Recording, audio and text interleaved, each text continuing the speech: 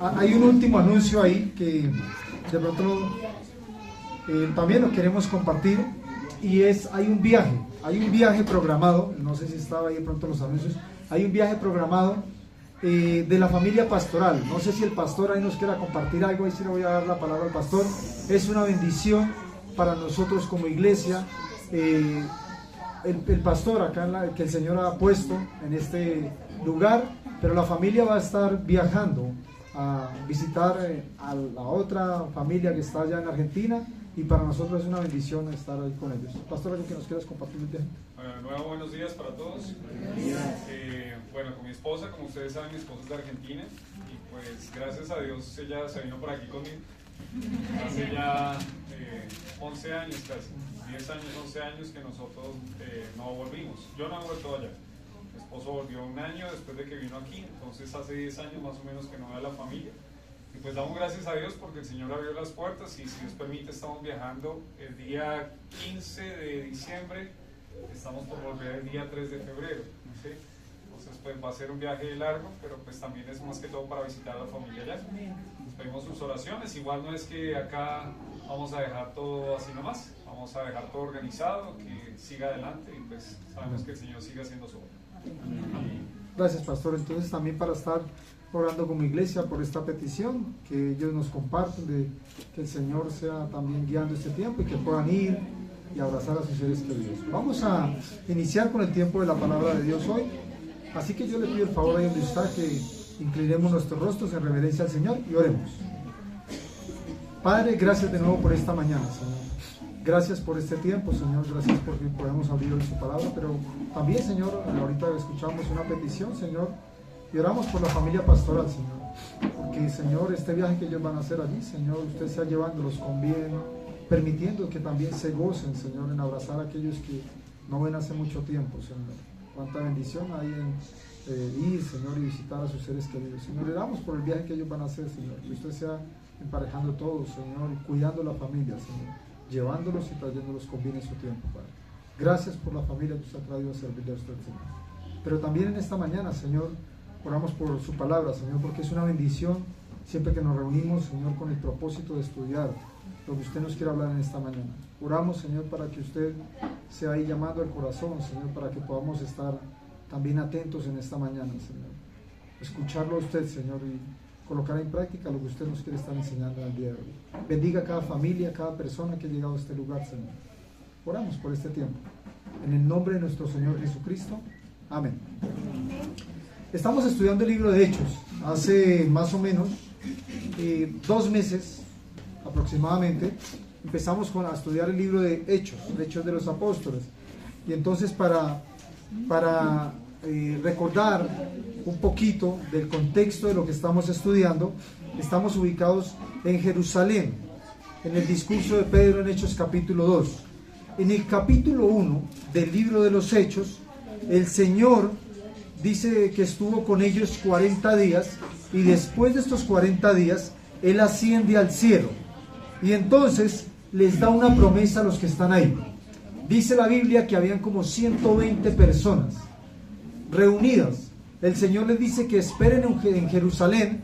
Si usted me acompaña a leer, versículo 8, dice: pero recibiréis poder cuando haya venido sobre vosotros el Espíritu Santo.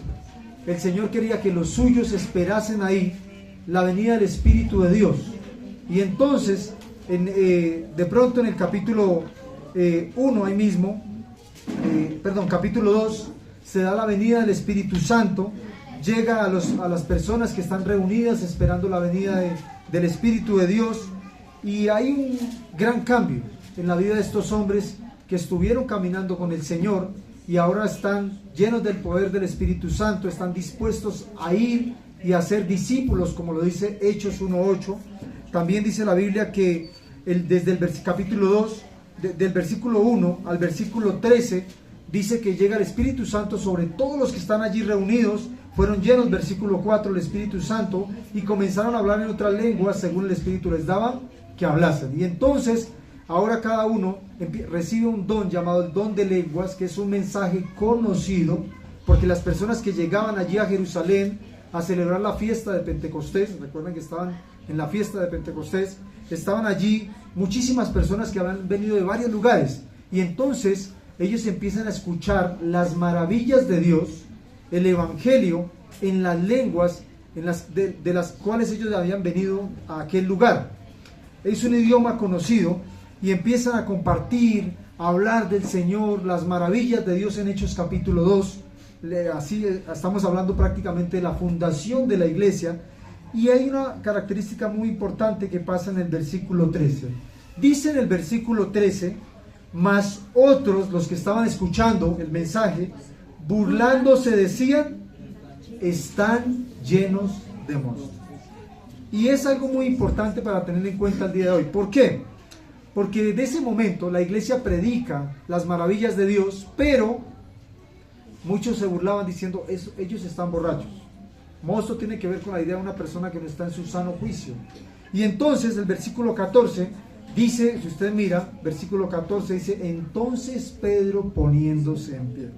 La Biblia dice que Pedro se levantó, se puso en pie, y alzando la voz empieza a compartir un mensaje para todos los judíos y las personas que estaban allí, un mensaje lleno de esperanza. Primero explica que lo que están oyendo acerca del don de lenguas, que lo que se les está predicando es el derramamiento del Espíritu Santo, no es embriaguez. Empieza a defender el Evangelio. Versículo 22 también presenta a Jesús de Nazaret como un hombre aprobado por Dios por medio de las maravillas y señales que Dios hizo a través de Cristo. También relata acerca de la resurrección de Cristo. El discurso de Pedro tiene muchos detalles. La primera predicación de un apóstol tiene aquí muchos detalles. También dice que toma la profecía de David, destacando que Dios no permitió que su santo viese corrupción. Y entonces hablando en referencia a nuestro Señor Jesucristo. Y la semana pasada, ya avanzando un poquitico más, vimos hasta el versículo 35 un resumen de ¿qué? De lo que fue el pasado, el presente y el futuro de Cristo, que fue lo que nos compartió el pastor, ¿cierto? Miramos hacia adelante el relato de la predicación de Pedro. De aquel día hubieron detalles muy importantes. La consecuencia de esta predicación, de este mensaje, está prácticamente en el versículo 13, porque ellos rechazaban al Señor, porque ellos rechazaban la predicación del Evangelio, porque ellos decían: están llenos de mosto. Estos que predican no están haciendo algo que está bien, sino están llenos de mosto. Y a mí me llama mucho la atención, porque cuando Pedro ve, y los demás, dice la Biblia, dice el relato, lo que está pasando, cuando ve que tal vez les están diciendo: vea, ustedes no están haciendo algo correcto. ¿Saben qué pasa con Pedro y los que están ahí? Dice el versículo 14: entonces poniéndose en pie. Y algo que me llama mucho la atención es que frente al rechazo, frente a la adversidad, frente a la negación de lo que es Cristo, Pedro y los que estaban ahí fácilmente pudiesen haber dicho: no, vamos a ser discípulos a otro lugar, vamos a compartir el Evangelio a otro lugar, porque aquí no quieren recibir la palabra de Dios. Pero dice la Biblia que ellos se pusieron en pie y comenzaron a proclamar a Cristo, el mensaje que trae vida, a pesar de las burlas, a pesar del rechazo. Versículo 7, por ser galileos. Recuerda que dicen: no, estos hombres son galileos. Y la idea era que los galileos no eran muy bien reconocidos en este lugar. La iglesia nació y empezó a crecer. Y estos hombres tuvieron algo muy importante. No sé si está ahí, mi hermano, una imagen algo muy importante que tiene que pasar en la vida de cada uno de nosotros, para que cuando nos encontremos en medio de la adversidad podamos no tener miedo. Y es una fe que persevera. Una fe que persevera.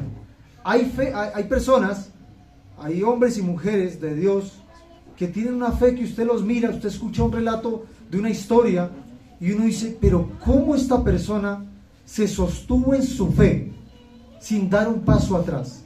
¿Y saben cuál es la consecuencia de eso? Es porque cuando Cristo está firmemente en el corazón, el creyente puede cultivar una fe que persevera, que a pesar de las circunstancias, a pesar de las cuestiones de la vida, se sostiene en el cimiento, en su base, que es el Señor Jesucristo, para decir: yo vivo una fe diferente, una fe que no me mueve. Y entonces eso es lo que vamos a estar viendo en el día de hoy, desde Hechos capítulo 2, del versículo 36 al 42, vamos a ver lo que es una fe que persevera. Y en este relato, primeramente vamos a ver la respuesta a la multitud, a este sermón que Pedro estaba proclamando, y cómo muchos conocieron a Cristo como su Salvador ese día. Porque la perseverancia es lo que Dios quiere en la vida de un creyente.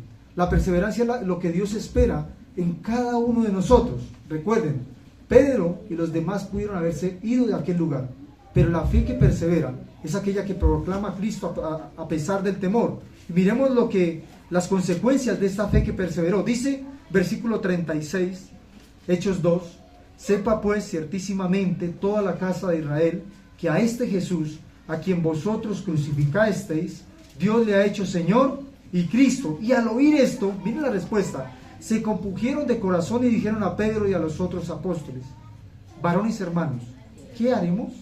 Pedro les dijo, arrepentíos y bautícese cada uno de vosotros en el nombre de Jesucristo para perdón de pecados, y recibiréis el don del Espíritu Santo. Porque para vosotros es la promesa, y para vuestros hijos, y para todos los que están lejos, para cuantos el Señor nuestro Dios llamare. Y con otras muchas palabras testificaba y les exhortaba diciendo, sed salvos de esta perversa generación.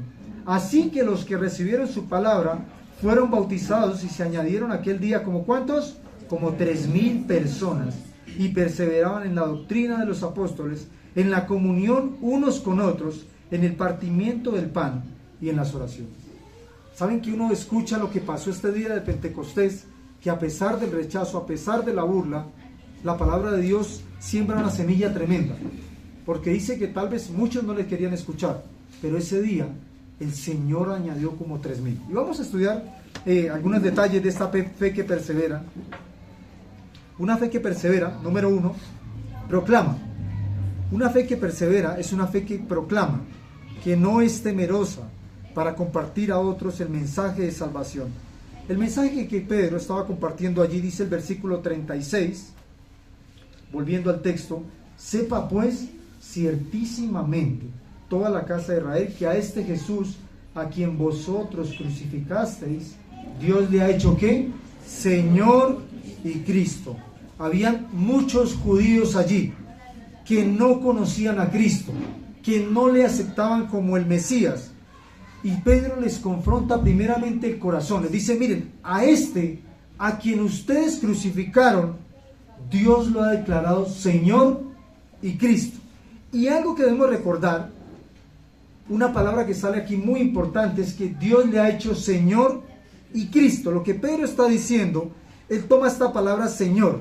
En el Antiguo Testamento, la palabra Señor no era usada, la palabra Señor no era usada por los judíos por respeto a la santidad, para evitar quebrar el mandamiento de Dios. El nombre de Dios no era comúnmente usado en el Antiguo Testamento por no quebrar el mandamiento de Dios de no usar el nombre de Dios en vano. En Éxodo 27 dice, no tomarás el nombre de Jehová tu Dios en vano. Así que por esta razón no se atrevían a pronunciar el nombre de Dios. Y en lugar de pronunciar el nombre de Dios, que era Yahvé, no sé si usted conoce las siglas, YH, decían Adonai. En los versículos que salen decían Adonai. ¿Qué significa Adonai? Adonai significa Señor. En lugar de pronunciar el nombre de Dios, se dirigían, cuando hablaban de Dios, pronunciaban Señor. Significa Dios. Por un ejemplo claro que vemos es en el Salmo 86. Acompáñenme un momentico al Salmo 86, por ejemplo. Dice el Salmo 86, versículo 15, dice, cuando se referían a Dios, decían, mas tú, Señor, Dios misericordioso y clemente, lento para la ira y grande en misericordia y verdad. Siempre que se iban a dirigir a Dios, utilizaban el nombre Señor. Y entonces, en el contexto bíblico, decirle a alguien Señor, lo que estaba proclamando Pedro, de que Dios le había hecho a Cristo, al Señor Jesucristo, Señor y Cristo, hablar en ese contexto, Señor, era hablar de alguien que se le decía Dios directamente. Entonces Pedro le decía a todos los que estaban allí, a los judíos, a todos los israelitas, aquel Jesús a quien ustedes crucificaron es Dios mismo. Decía, es Señor y Cristo. Y algo que a uno le llama mucho la atención en este texto, en este mensaje que Pedro está proclamando allí, delante de muchos judíos, es que Pedro no tuvo miedo a hablar de la deidad de Cristo. En medio de un auditorio judío, si usted tiene en cuenta que allí había muchos judíos, fariseos incluso, personas que conocían bastante las escrituras, que alguien que Pedro dijo en un momento, miren, a quien ustedes crucificaron es Dios mismo. Pedro no tuvo miedo. ¿Recuerdan qué pasó en los evangelios? Cuando el Señor habló acerca de ser el Hijo de Dios, acerca de ser el Salvador del mundo, muchos querían crucificarle, apedrearle, por eso fue llevado a la cruz. Muchos argumentan que fue por blasfemia, pero Pedro proclamó a Cristo sin temor. Y es muy interesante tener esto presente en esta mañana, porque a veces uno puede sentir miedo de hablar de la palabra de Dios. ¿Saben por qué? Es que ¿qué dirá mi vecino si yo le comparto acerca de Cristo? ¿Qué dirán los que me conocen si yo le digo que tal vez fui a la iglesia el domingo y que escuché la palabra del Señor? Bueno, y si yo estoy caminando con el Señor y ahora estoy aprendiendo algo de la palabra de Dios, ¿qué podrán pensar los demás? Y algo que me llama mucho la atención es que si el Señor Jesucristo iba a ser crucificado, ¿cuánto temor pudo haber en ese momento en la vida de Pedro para proclamar que Jesús era el mismo Dios, hecho hombre? Y saben, él alzó su voz y proclamó de Cristo sin temor, sin miedo. Y aquí está nuestro primer llamado, porque dice que la primera parte es que una fe que persevera, proclama la verdad sin temor. A pesar de los rechazos de este mundo, a pesar de que otras personas no acepten a Cristo, uno no debe callar ante la verdad que conoce. Saben que muchas veces cuando llega el cuestionamiento, cuando llega el señalamiento, uno prefiere decir, ¿sabe qué? No le vuelvo a hablar del Señor. Y eso no es lo correcto. Por el contrario, qué bendición son los hombres y mujeres que animan a otros a venir a los pies de Cristo, que están ahí golpeando siempre para que otro conozca a Jesús. Qué bendición son los amigos que te llevan a los pies de Cristo, como el paralítico en Mateo. ¿Recuerdan? Hay amigos que uno dice, me pueden llevar a todo lugar, pero cuánta bendición hay en aquel que te golpea todos los días, tal vez que te comparte un mensajito, o mejor aún, si eres tú el que estás hablando de Cristo a otros. Es una bendición. Y aquí, en medio de lo que pasaba allí, habían personas que no querían escuchar acerca de quién era el Señor, de quién era Cristo, no querían saber de Dios, pero eso no debe cambiar la esencia de lo que ustedes, de lo que somos. Si nosotros conocimos a Cristo como nuestro Salvador, ahora nos llamamos ¿qué? Cristianos, porque somos de Cristo. Y eso tiene que ver con la esencia de la vida del creyente. El creyente es cristiano en la iglesia, en el hogar y fuera del hogar. Eso es lo que relata este texto. Pedro proclamó el Evangelio sin temor y nos anima a nosotros a ser los mismos en todo lugar, a no tener miedo a hablar de Jesús, a pesar del rechazo de esta sociedad. Y ahora que somos de Cristo, hacemos, pensamos y decimos todo lo que alaba y glorifica a Dios.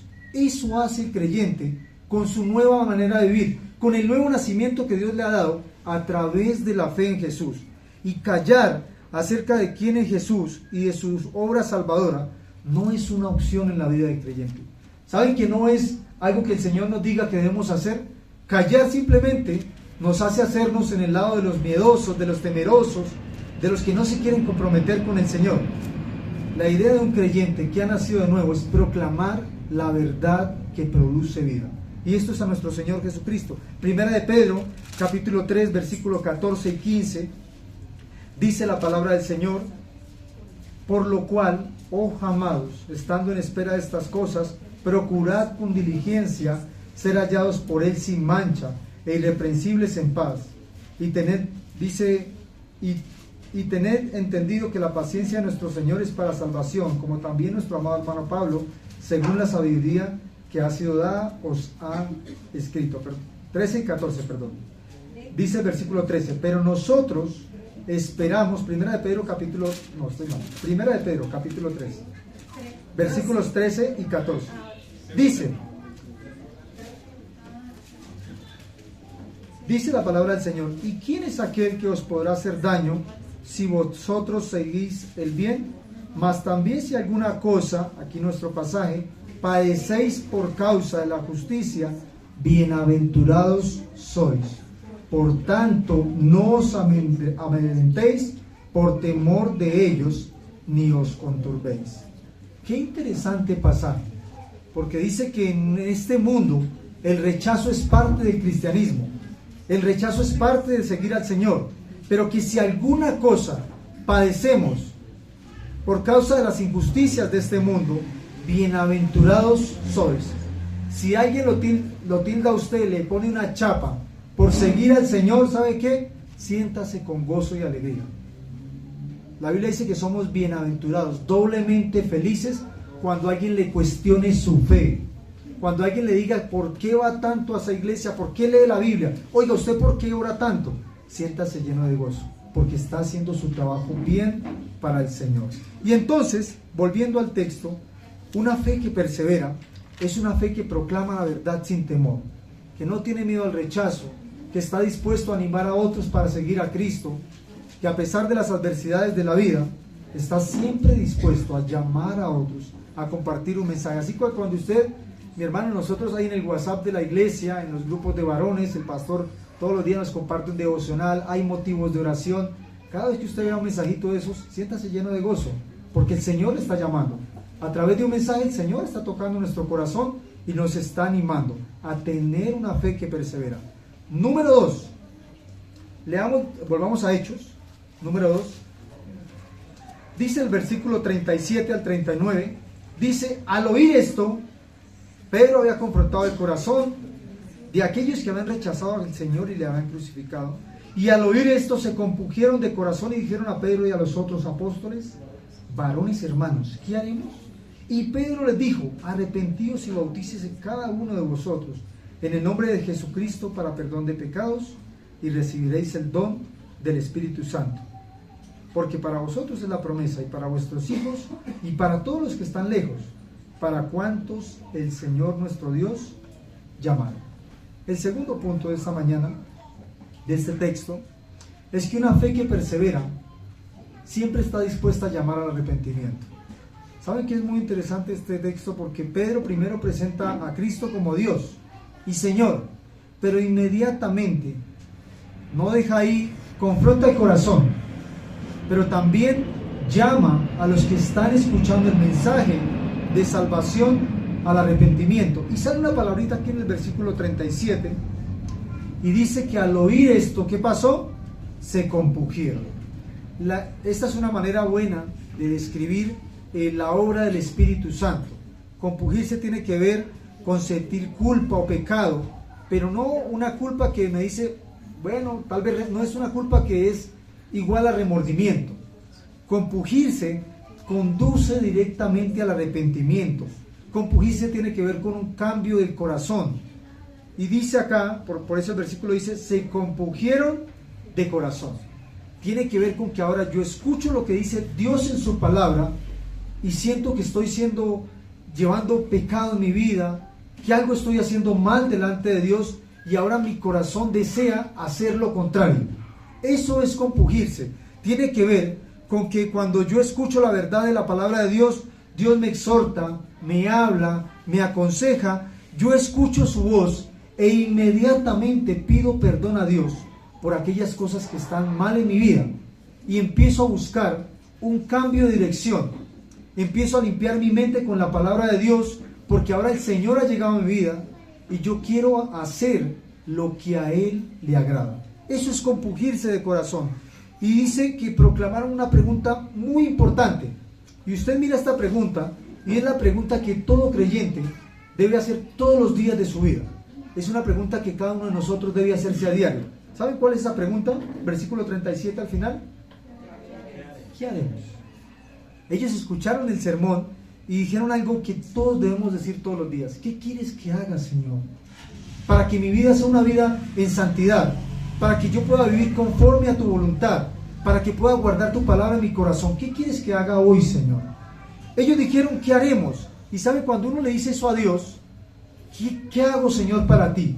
Eso habla de un corazón que está dispuesto, de un corazón que ha sido compungido por la palabra de Dios y que ahora se pone en disposición, se pone alerta a lo que Dios quiere que yo haga. ¿Qué haremos, Señor? Esto habla también de lo que había pasado en su corazón, porque el Espíritu Santo estaba obrando en ese momento en los corazones de aquellos que habían escuchado el mensaje de salvación. Y es que lo mismo pasa en la vida de nosotros. Cuando la palabra de Dios es predicada, cuando el Espíritu de Dios está hablando a través de su palabra, cuando el Señor nos está exhortando, ¿saben qué pasa? El corazón empieza a aceptar que hay algo que debo cambiar, que hay algo que debo mejorar en base a lo que es el Señor Jesucristo en mi vida. Habla de disposición, habla de obediencia, compungirse y preguntar al Señor ¿qué quieres que yo haga? Habla de la obediencia que tenemos que tener cada uno de nosotros para seguir, para tomar nuestra cruz y seguir cada día al Señor. Compungirse tiene que ver con Juan 14:15. Si me amáis, guardad mis mandamientos. Compungirse tiene que ver con que ahora, si yo venía caminando por este sendero, una vida que tal vez deshonra al Señor en esto, en mi intimidad, en el hogar, en el matrimonio, con mi familia, en mi trabajo, ahora el Señor quiere que yo viva de una manera diferente. Y cuando Dios obra en el corazón, ¿qué haremos? Significa que ahora voy a empezar a caminar por el sendero que Dios preparó para mi vida, por donde Dios quiere que yo camine, a través de su palabra.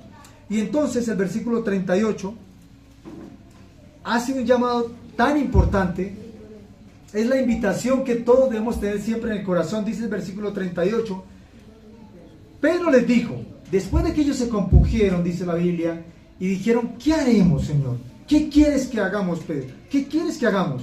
Estaban tristes, estaban conmovidos porque el Espíritu de Dios estaba hablando. Y dice, Pedro les dijo, arrepentidos y bautícese cada uno de vosotros en el nombre de Jesucristo para el perdón de pecados y recibiréis el don del Espíritu Santo. Hay invitaciones que a usted le cambian el día. ¿Saben? Yo a veces pienso que hay invitaciones que usted le dice, bueno, con su esposo, su esposa, un amigo, hoy vamos a ir a tal lado, vamos a ir a almorzar, tal vez vamos a ir a este lugar, quizá con los niños al parque y uno les ve sus ojitos llenos de gozo. Pero hay invitaciones que cambian la eternidad. ¿Saben? Y Pedro hizo una invitación aquí que cambió la eternidad de muchos de ellos. El Señor estaba obrando, claro, a través de la predicación del Evangelio, estaba obrando a través de lo que el Espíritu Santo estaba haciendo, porque la Biblia dice que el Espíritu Santo es el que convence de pecado, juicio y justicia. Pero ahora Pedro hizo la invitación que todo hombre y toda mujer debe tener siempre en el corazón para aquellos que no conocen a Jesús. Y les dijo, arrepentidos. ¿Saben que esa invitación es la más hermosa? Vuelvo y les recalco, hay invitaciones que te cambian el día, pero hay invitaciones que te llevan a pasar de muerte a vida. Y eso tiene que ver con no tener temor, pero también tiene que ver con llamar a otros a conocer a Jesús, llamar a otros al arrepentimiento. ¿Qué quiere decir esto? Que en la vida diaria, en lo cotidiano, nosotros hablamos con muchísimas personas, tal vez. Yo no sé usted con cuántas personas habla. Si usted tuviera que hacer una evaluación con cuántas personas habla en un día, tal vez a la semana o quizás al mes, yo creo que saldrían muchos nombres. Pero si tuviéramos que filtrar a los que les hablamos de Cristo, tal vez la lista se reduciría un poquito, o quizá mucho. Y más aún, si tuviéramos que hacer una lista de aquellos que les hemos invitado a arrepentirse y a recibir a Cristo como nuestro Salvador, no sé cómo sería la lista de cada uno de nosotros. Pero la Biblia dice que hay invitaciones que son especiales para la vida. Es la mejor invitación. Arrepentidos y bautícese. La mejor invitación que a usted alguien le puede hacer es a venir a crecer espiritualmente con la palabra de Dios. Y la mejor invitación que podemos hacerle a otra persona es a que conozca a Jesús. Nunca olvide eso. Si usted quiere darle una noticia llena de esperanza a alguien, invítelo, anímele, mándele un mensaje, muéstrele quién es Jesús. Es la invitación más hermosa, porque conocer a Jesús va a cambiar la eternidad de la persona que decide recibir a Cristo en el corazón. Por eso no nos cansemos de invitar a otros, de hacer un llamado al arrepentimiento. Arrepentíos y bautícese. Ellos habían escuchado que Jesús de Nazaret, versículos anteriores, era el hombre que Dios había probado, que Cristo era el mismo Dios hecho hombre, porque es el Señor. Y a este que ellos crucificaron, a este que ellos entregaron, dice la Biblia, versículos anteriores, por el determinado conocimiento de Dios. O sea que la Biblia relata que era algo que iba a pasar, porque estaban los planes de Dios. Ellos lo habían considerado digno de crucifixión. Y ahora Pedro hace un llamado al arrepentimiento. Era primeramente a pensar diferente de Cristo, tomando a Jesús como Señor, como Dios y Salvador. Y el arrepentimiento no es sentir lástima, sino es cambiar la mente. ¿Saben? El arrepentimiento tiene que ver con que si yo tal vez iba para la derecha, ahora me arrepiento y empiezo a ir hacia la izquierda. El arrepentimiento tiene que ver con un cambio de dirección. Es cambiar la mente, el corazón, en base a lo que Cristo es. Y ahora más aún, si ya conozco a Jesús, es pensar diferente acerca de cómo estoy viviendo. Si a Jesús le agrada, si Dios quiere que haga esto, si Dios quiere que yo decida esto, lo hago. El arrepentimiento tiene que ver necesariamente con honrar y glorificar a Dios todos los días de mi vida. Arrepentirse tiene que ver con la decisión que yo tomo cada día para hacer lo que hago. Si esa decisión alaba a Dios, lo hago. Si deshonra a Dios, no lo hago, porque sí que va a traer problemas, va a traer consecuencias. Ese es el arrepentimiento. Arrepentirse ha sido llamado, ¿saben cómo? La primera palabra del Evangelio. Mateo capítulo 3, versículo 2, Juan el Bautista decía: arrepentidos porque el reino de los cielos se ha acercado. Mateo 4, 17, el Señor comenzando a predicar decía: arrepentidos porque el reino de los cielos se ha acercado. Y ahora aquí Pedro confronta a los judíos de la misma manera. Sale la misma palabra. Dice versículo 38, arrepentidos y bautícese. El arrepentimiento no es algo que debemos pensar como algo que debemos hacer antes de volver o venir a Dios. El arrepentimiento claramente describe lo que es venir a Dios. Yo no puedo arrepentirme de algo y no venir al Señor. El arrepentimiento necesariamente involucra mi convicción para venir a Cristo. Necesariamente hace que yo me arrepienta de algo que está mal y vengo a Jesús. Ese es el arrepentimiento del que Pedro nos está compartiendo en esta mañana. El arrepentimiento no describe lo que es venir a Dios. No podemos volvernos a Dios sin alejarnos de aquellas cosas en contra de las cuales nuestro Señor está. Yo no puedo, Señor, me arrepiento de esto y voy a ti, pero mañana, tal vez pasado, en un mes, sigo haciendo lo mismo de lo que creí que me había arrepentido, porque ya no es arrepentimiento. El arrepentimiento es un cambio de dirección, es cambiar el corazón. Tiene que ver con una ley de reemplazo, como que hay algo en mi vida que está dañando mi corazón y yo le entrego eso al Señor y ahora empiezo a venir al Señor. Y dice la Biblia, algo que podemos ver aquí también en 2 de Corintios, un pasaje hermoso para hablar del arrepentimiento. 2 de Corintios 5:17, pasaje muy conocido. Una verdadera conversión es aquella que se arrepiente de su pecado, volviéndose a Cristo, porque entiende que ha abandonado el viejo hombre. Esa es la verdadera conversión. Ese es el arrepentimiento que Dios quiere en cada creyente. Es entender que ahora yo conocí a Cristo y abandono lo que era antes de conocerle. 2 de Corintios 5:17 dice: de modo que si alguno está en Cristo, ¿qué pasa con su vida? Nueva criatura es. Las cosas viejas pasaron, he aquí todas son hechas nuevas. El arrepentimiento tiene que ver con que el viejo hombre que no conocía al Señor ha quedado muerto, ha sido crucificado juntamente con el Señor. Y entonces es muy interesante, ¿no? Porque arrepentirse es que el pecado ya no enseñorea mi vida.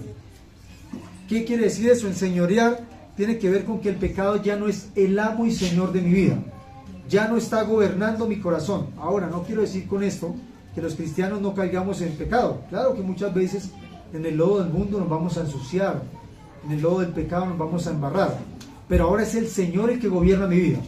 Yo tal vez reconozco que hay algún tipo de pecado en mi mente, en mi corazón, y yo puedo decir: ¿sabes qué, Señor? Mira, esto está pasando en mi vida y te lo entrego, Señor. No quiero seguir pecando porque ahora tú eres el amo y Señor de mi vida. Ya no gobierna, el pecado ya no es el que dirige mi corazón, ya no me hace esclavo, como lo dice Juan 8:37, porque todo aquel que hace pecado, esclavos del pecado. Entonces, la parte del versículo 38 dice que les hizo la invitación más bonita: arrepentíos y bautícese.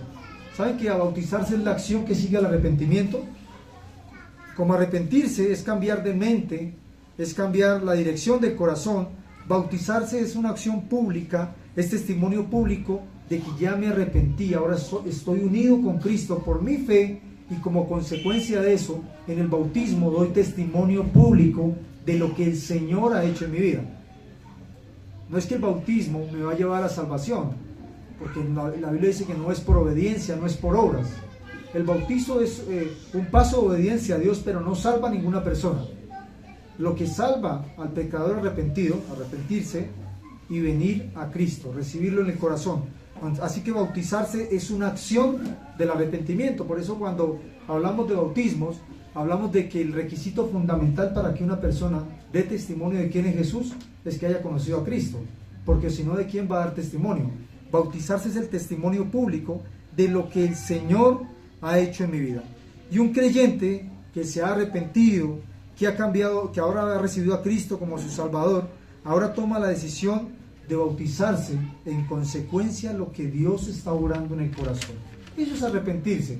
Es que ahora no me da temor de dar testimonio público, de que los demás conozcan de que yo un día conocí a Cristo, de que yo un día recibí a Jesús como mi Salvador. Por eso el bautismo no salva, es obediencia a Dios, pero sí es necesario para mostrarle al mundo lo que Dios hace en el corazón cuando llega a la vida de una persona. Es indispensable. ¿Saben qué es necesario? Y el versículo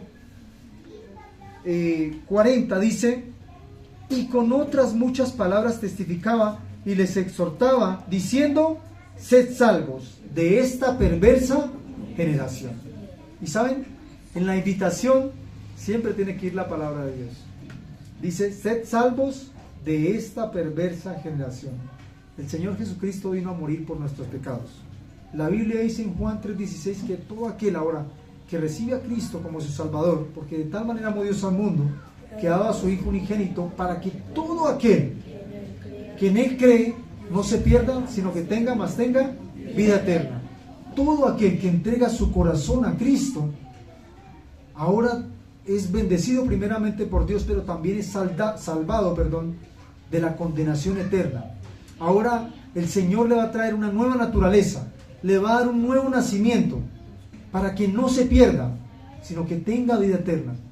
El creyente que conoce a Jesús realmente puede vivir en esta vida con una esperanza que trasciende de este mundo a lo eterno. Es alguien que entiende que sí, es una bendición todo lo que hacemos por subsistir acá en este mundo, de cierto modo, pero lo más importante no está acá. Lo más importante está en el cielo con Dios.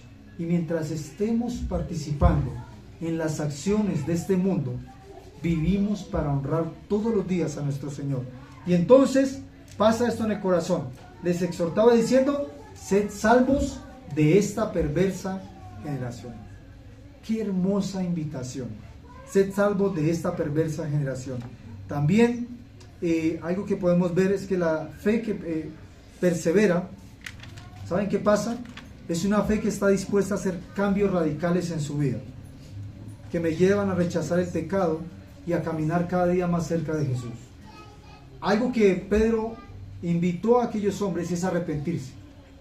Y aplicado a cada uno de nosotros, si ya conocemos a Cristo como nuestro Salvador, es que la fe que persevera lleva a cada creyente a hacer cambios radicales. Cueste lo que cueste.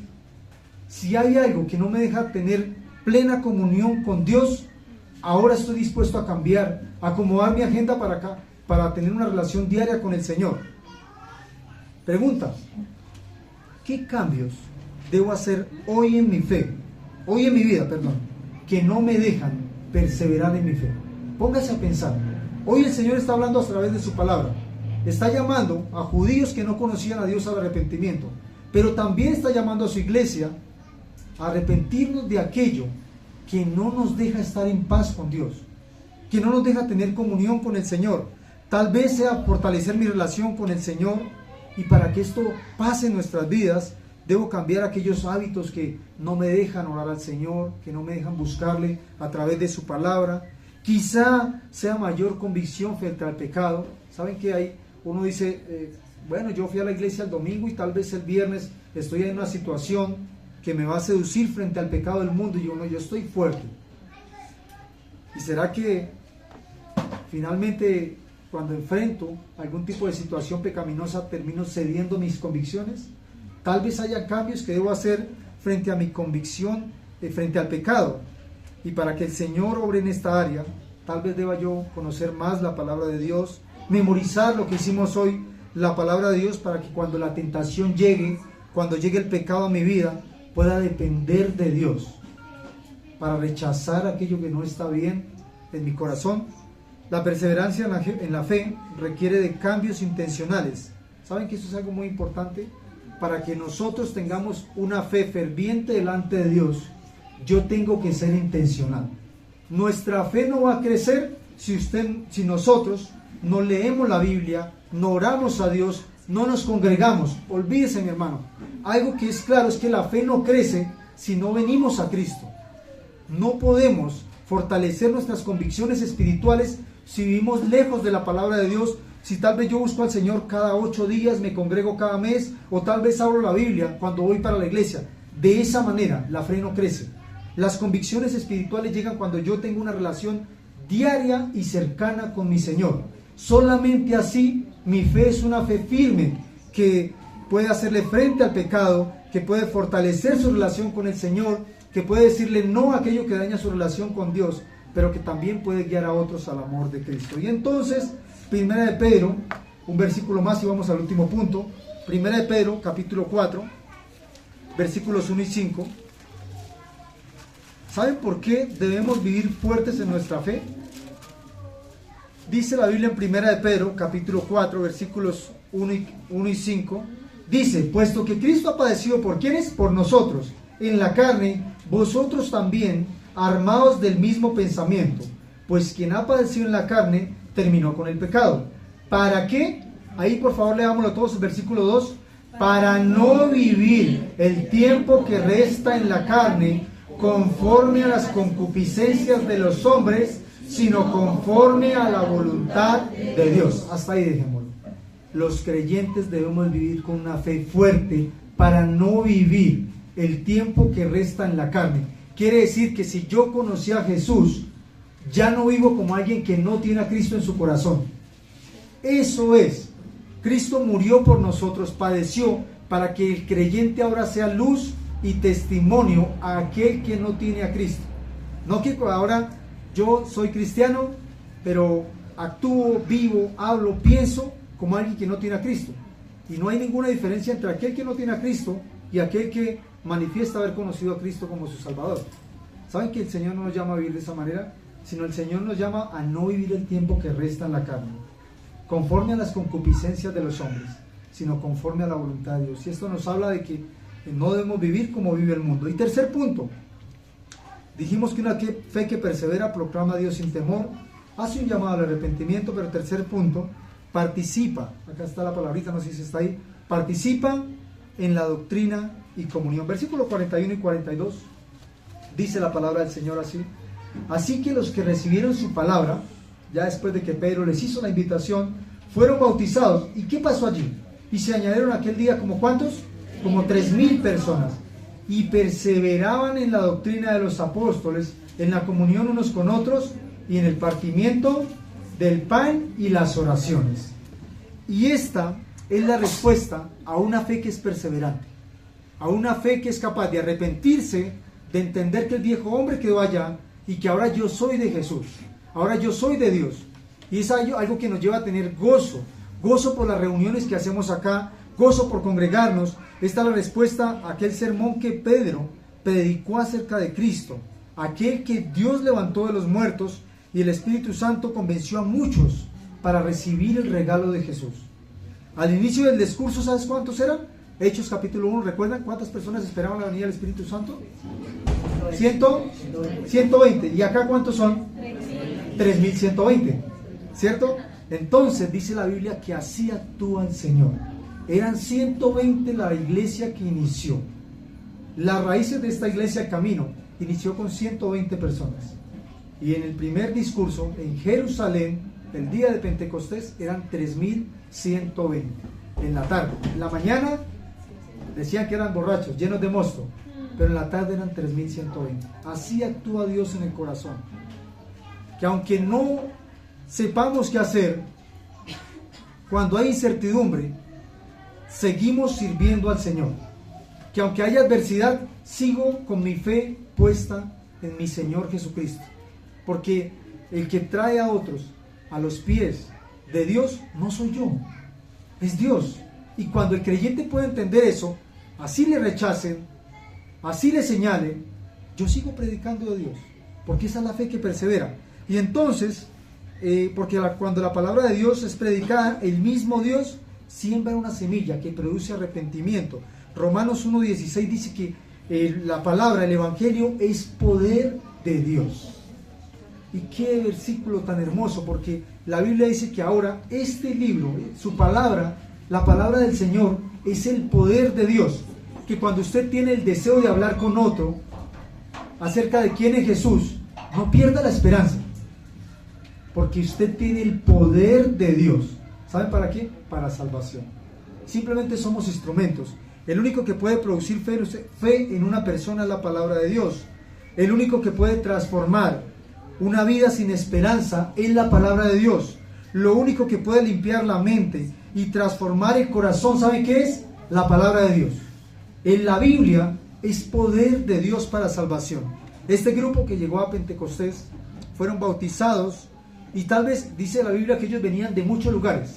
En la narrativa de Hechos capítulo 2 dicen que habían venido de muchos lugares y vinieron tal vez por una fiesta que iban a celebrar. Pero ¿saben que volvieron a sus casas con las buenas nuevas de salvación? Vinieron sin conocer a Jesús y volvieron a su lugar de origen, conociendo a Cristo como su Salvador. Y aquí se empieza a expandir la iglesia con marcas visibles, porque dicen que perseveraban ¿en qué? En la doctrina apostólica. Significa que dependían de la enseñanza de los apóstoles para comunicar a otros de quién es Jesús, cómo lo había hecho. También dice que perseveraban, versículo 42, en la doctrina de los apóstoles, en la comunión unos con otros. Y es algo muy importante. La iglesia crece cuando hay comunión del cuerpo de Cristo. Una iglesia que crece es aquella que persevera, es aquella que participa, es aquella que está dispuesta a obedecer al Señor por encima de cualquier circunstancia.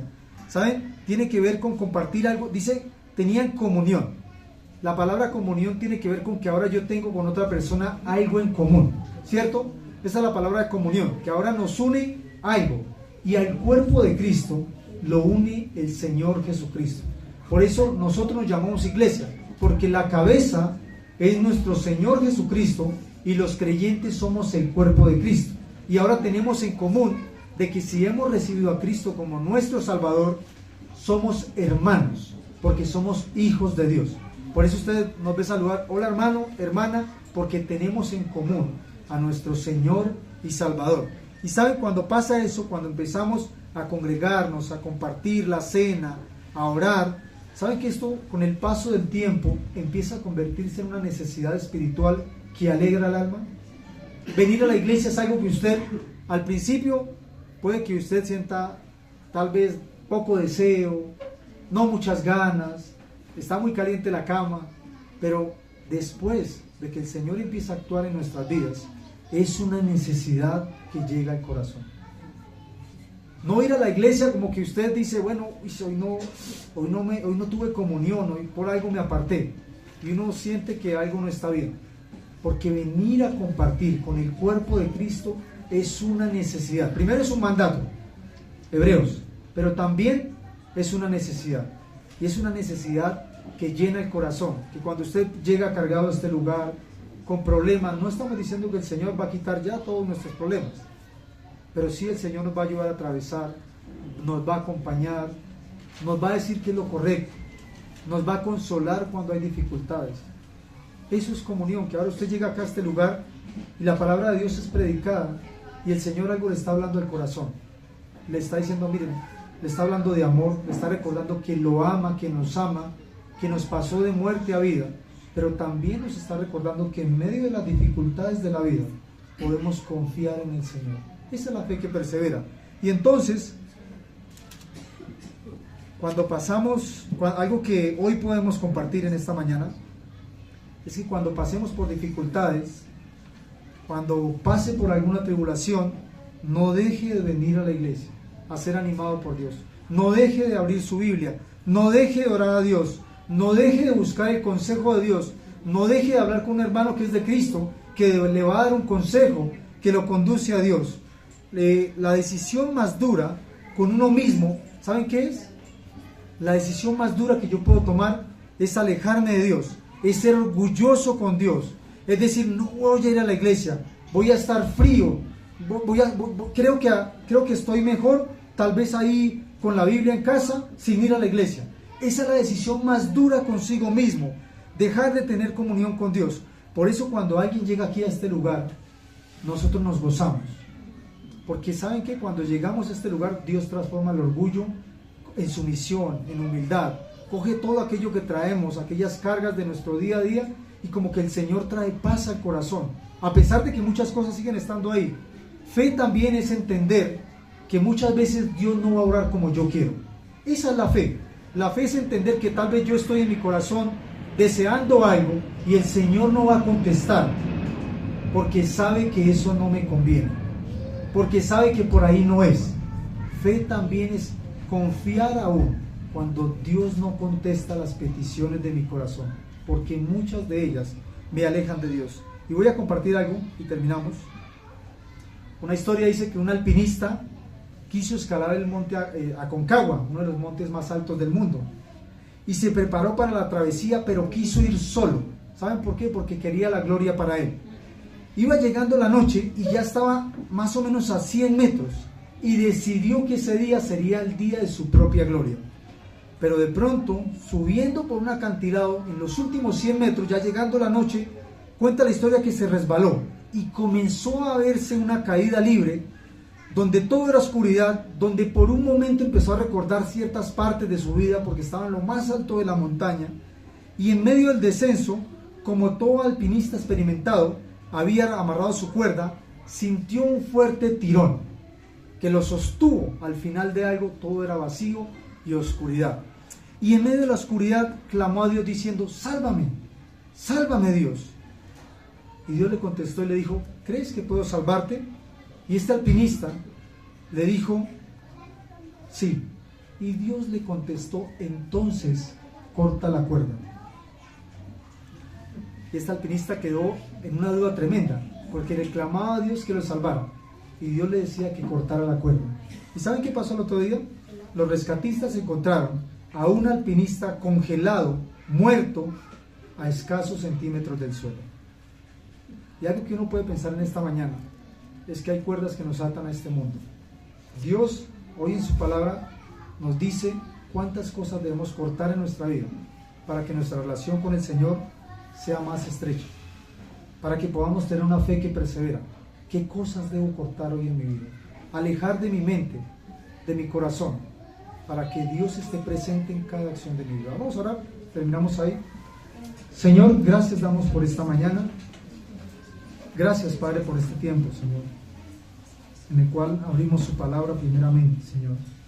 Y así como este relato de Hechos capítulo 2, hoy, Señor, usted nos recuerda, Señor, de que nosotros debemos tener una fe, Señor, que persevera, Señor. Una fe que es capaz de sacrificar, Señor, los deseos del corazón, Señor, para venir a usted, Señor. Oramos, Señor, para agradecer por cada persona que está aquí presente en este día, Señor. Pero también oramos, Señor, para que podamos proclamar su verdad sin temor, Señor. ¿Cuántas personas, Señor, con las que compartimos a diario, Señor, que tal vez a muy pocas les hemos hablado de usted, Señor? Oramos, Señor, también para que en medio de las invitaciones que nos hacen o podemos hacerle a alguien, Señor, podamos hacerle la invitación más hermosa, y es venir a usted, Señor. Oramos, Señor, para que podamos siempre ser dirigentes, Señor, como esta iglesia lo era, Señor.